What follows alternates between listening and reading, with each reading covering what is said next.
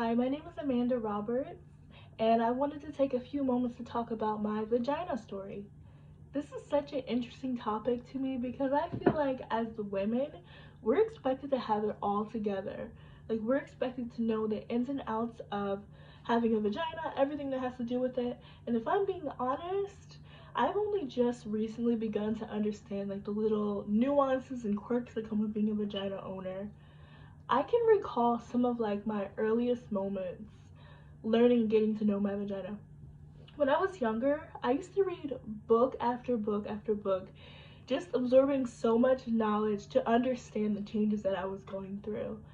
Like, I was so excited to grow up. Like, I remember reading about how to insert tampons, how to put in pads, and it's like when you're 12 and 13, you don't really understand what you're reading and like what you're doing. I was just so excited to like finally be a part of that club and do those things. But when it finally happened to me, it really like blindsided me because reading it and then practicing it are just two completely different concepts.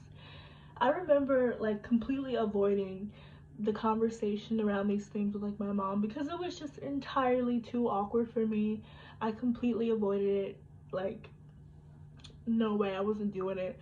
And it wasn't even any better in school because there was just this really strange stigma around having a vagina and using it incorrectly.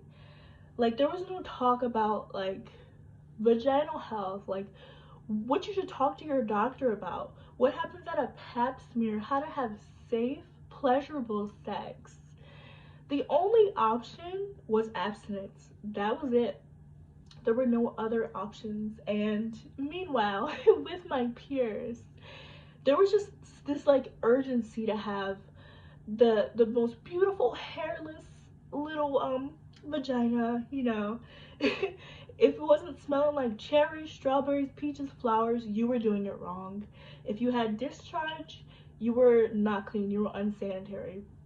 And it's like with all these different like messages and imagery in my mind, my thinking about my vagina was so warped. Like I felt like I had to perform in this way and like I had to treat my vagina as like this mysterious, just like untalked about subject. It was just so uncomfortable. If I could go back in time, I tell myself, don't stress so much. Like, you're doing fine the way you are right now. Like, your vagina is perfect. It's great. You don't need to put any body spray on it. You don't need to shave it every day. She's great. She's doing fine. And you are entirely worthy of love. Oh, and make sure you pee after sex every time. My journey to self-love and acceptance has really been grounded in me finding that love for my vagina and just appreciating it wholeheartedly. My vagina is another part of my body, and I cherish and I love my body for all the things that it does for me every day. And this way of thinking has really given me like such clarity in the way that I approach my sexual health and my vaginal well-being. And with that in mind, I do really try to make a vigilant effort to align myself with brands that have the same way of thinking.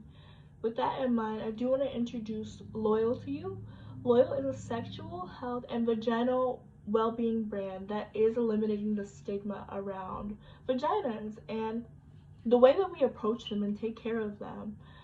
Their importance is just loving your body wholeheartedly, all parts of it, and just aligning that way of thinking with the care that you give your body.